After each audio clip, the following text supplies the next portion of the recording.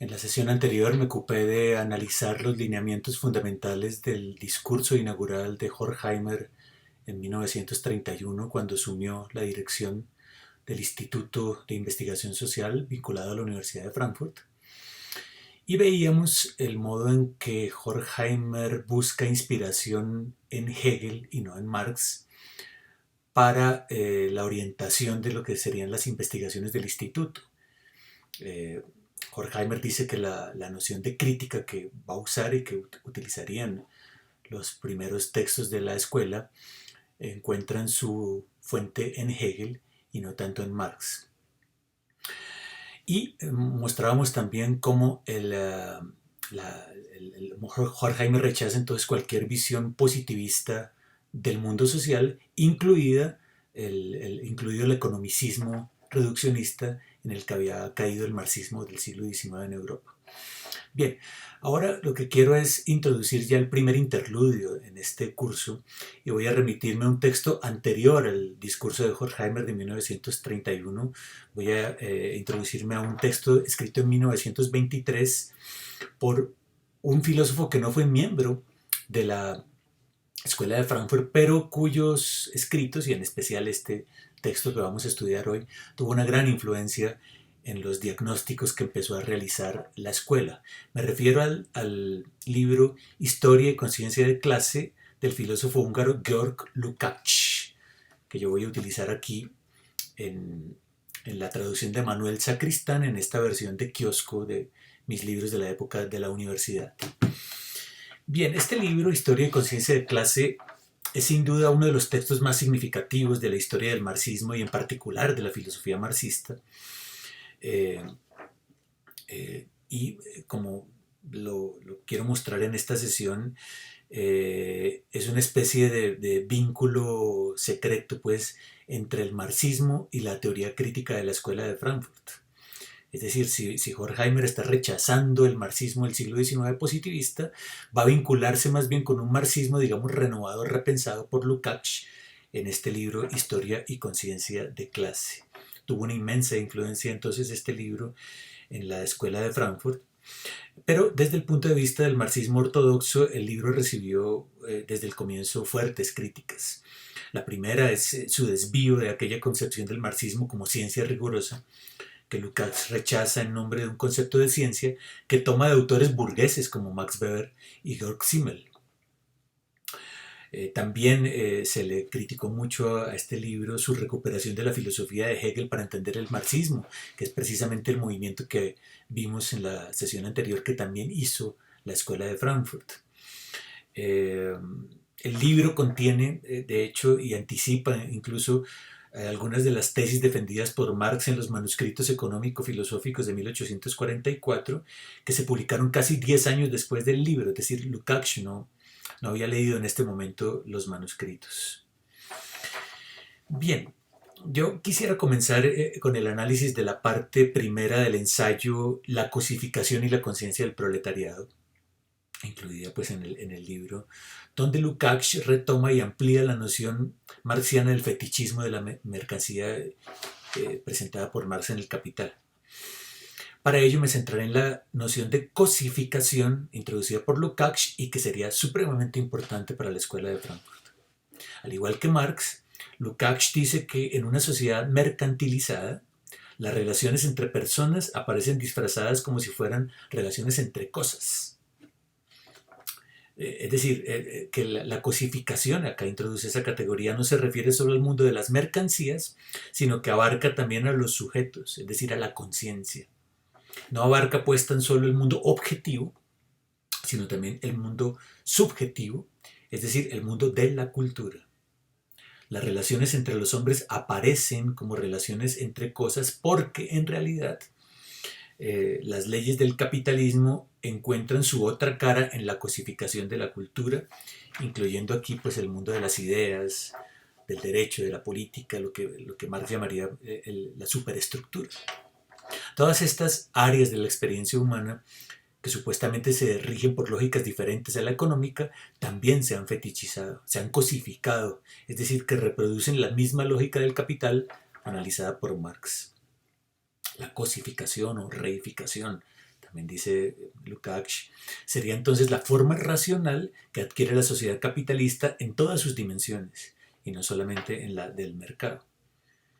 ¿Y cuál es esa forma racional de la sociedad capitalista? Y aquí viene uno de los motivos más importantes del libro y que también influenciará mucho a la Escuela de Frankfurt, y es la introducción que hace Lukács de la sociología de Max Weber para unirla con los diagnósticos críticos de Marx.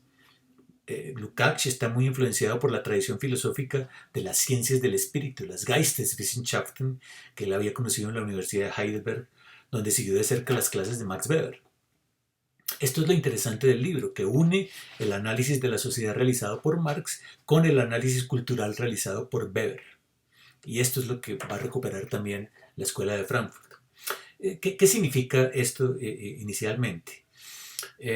Desde el punto de vista objetivo, dice Lukács, la cosificación hace referencia al modo en que la mercancía se convierte en el pilar fundamental de la producción capitalista. Ahora, desde el punto de vista subjetivo, que es lo que estudia Weber, la cosificación hace referencia al modo en que el mundo de la vida, la Lebenswelt, ya no opera como fuente de sentido de la acción humana, sino que ésta se orienta hacia fines racionalmente preformados y ya no hacia valores compartidos comunitariamente. Es decir, que se ha producido una disociación entre la racionalidad formal, que opera en todos los ámbitos de la sociedad capitalista, y la sociedad sustancial o orgánica del mundo de la vida. Este es el diagnóstico trágico que hace Max Weber. Este desgarramiento de la experiencia humana es entonces el punto de partida de la filosofía de Lukács. La vida en el capitalismo ya no se experiencia como una totalidad orgánica, sino como un mundo fragmentado y sin sentido. Es la experiencia de la enajenación. Como se ve, y esta es la razón por la cual el libro fue rechazado por el marxismo ortodoxo, Lukács recupera elementos no solo del idealismo alemán, de la filosofía de Hegel, sino también de un sociólogo burgués como Max Weber. El mundo moderno, este es el diagnóstico weberiano que recupera Lukács, el mundo moderno es un mecanismo impersonal dominado por una racionalidad orientada a fines, basado en la calculabilidad, que se hace inmune a todo control humano y cosifica todos los ámbitos de la acción humana. Los individuos se objetivan, pierden sus vínculos con el mundo de la vida, se comportan de acuerdo a los imperativos de una racionalidad orientada a la eficiencia, al éxito, al cálculo. Actúan pues racionalmente en el sentido de que calculan hacia qué fines se dirige la acción y desarrollan estrategias luego para obtener esos fines de la manera más rápida y eficaz. Este es el tipo de racionalidad formal, nos dice Weber, que se desliga de las formas tradicionales de acción y que será lo que luego la Escuela de Frankfurt denominará la racionalidad instrumental. Bien.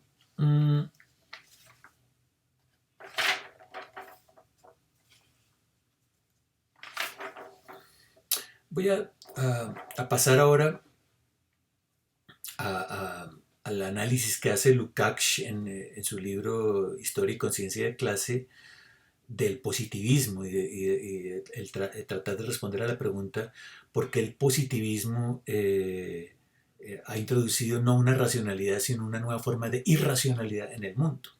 Voy a citar de la página 43, dice Lukács: lo nuevo del racionalismo moderno consiste en que se presenta con la pretensión de haber descubierto el principio de la conexión de todos los fenómenos con que se enfrenta la vida del hombre en la naturaleza y en la sociedad. En cambio, todo racionalismo anterior fue un sistema parcial. Los problemas últimos de la existencia humana se mantenían en una irracionalidad inaccesible al entendimiento humano. Fin de cita. ¿Qué significa esto? Aquí Lukács acude a la sociología de la religión de Weber. Porque para Weber, y eso seguramente lo veremos más adelante, la racionalidad no es algo que le pertenezca al mundo, sino que es una producción humana. Los humanos, para sobrevivir, han tenido que imputar sentido al mundo ante el temor de tener que vivir abocados a la nada, tesis que retomarán luego Horkheimer y Adorno en la dialéctica de la Ilustración. ¿Recuerdan esto? La racionalidad para Weber se relaciona no con una facultad humana, como en Kant, sino con una serie de técnicas que ordenan el mundo, que sirven para ordenar el mundo. Y estas técnicas tienen su génesis en la religión. La religión, o mejor quizás las prácticas religiosas, son el intento de responder a cuestiones últimas. Ahora bien, lo que dice Lukács es que el racionalismo moderno afirma que todas las cuestiones últimas, es decir, todas las preguntas de tipo metafísico, son irracionales y pretende eliminar esas cuestiones últimas a través de la racionalidad de la ciencia moderna y de la técnica moderna. Pretende pues haber eliminado esa barrera entre la racionalidad y la irracionalidad. Ya no habría entonces más misterios para el racionalismo, pues este se presenta, dice Lukács, con la pretensión de ser el método universal para el conocimiento de todo ser. Página 44. El racionalismo, ya con Descartes, aparece con la pretensión de ser un método universal para capaz de construir un sistema de todos los conocimientos que destierra pues toda irracionalidad. Entonces, volviendo a Weber, lo que dice Lukács es que el racionalismo favorece un tipo de acción orientada a fines en lugar de un tipo de acción orientada a valores, que es tenido ahora por irracional. Toda orientación a valores es visto desde la perspectiva del racionalismo moderno como irracional. Orientar la acción en base a los afectos, a la voluntad, los valores religiosos o las tradiciones es tenido desde la ciencia moderna como una acción irracional. Racional es, en cambio, orientar la acción conforme a criterios que garanticen la precisión, la reducción del riesgo, el éxito, el control y la eficacia. Actuar racionalmente, como hace en realidad el capitalista, es definir unas ciertas metas y diseñar estrategias calculables para alcanzarlas. Un capitalista que no actúe de este modo se comportaría irracionalmente, pues echaría a perder pues, su negocio. De modo que para Lukács, al igual que para Max Weber, la racionalización de Occidente implica la desmitificación del mundo, la pérdida del aura, como dirá luego Benjamin, el desencantamiento del mundo, la pérdida irremediable de cualquier sentido trascendente y de cualquier tipo de respuestas últimas.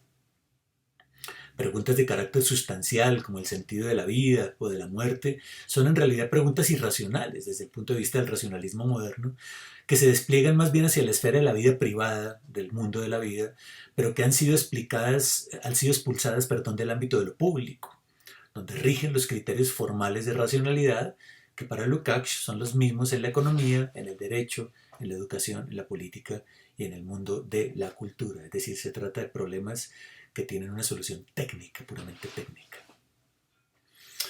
Ahora bien, Lukács dice que este fenómeno es efecto de la dominación establecida por la burguesía en el mundo moderno. Es un fenómeno de clase que tiene el siguiente problema. La burguesía proyecta sobre el mundo sus propias categorías de clase, sus formas de pensamiento. Cito, las formas en las cuales esa clase tenía que pensar el mundo de acuerdo con su ser social. Página 51. El racionalismo es una proyección ideológica de la burguesía, no es un proceso histórico como en Max Weber, que viene de la antigüedad, como decía Weber. Es una proyección ideológica de la burguesía. Pero esta proyección deja intocado precisamente el problema de la irracionalidad que había pretendido resolver. ¿Por qué razón? Sencillamente porque esa irracionalidad provoca una erosión del sentido último de la vida que obliga a los individuos a tomar decisiones sin contenido ético y sin referencia a la totalidad. El racionalismo empuja el mundo hacia la irracionalidad, pues la ciencia misma sobre la que se basa es tan solo una ideología de clase, no un método valorativamente neutro, como decía Weber. Es una ciencia clasista, de modo que el mundo creado por la burguesía es en realidad un mundo decadente, irracional, que no tiene sentido de totalidad. Al desterrar la racionalidad orientada a valores como superstición irracional, la burguesía en realidad empuja el mundo hacia el caos y la decadencia, que sin duda fueron las situaciones que condujeron hacia la Primera Guerra Mundial, de modo que Lukács comparte aquí esa sensibilidad posbélica que también comparte la Escuela de Frankfurt, que rechaza el racionalismo moderno y hace de la reflexión sobre la vida orgánica pues el tema de la reflexión filosófica.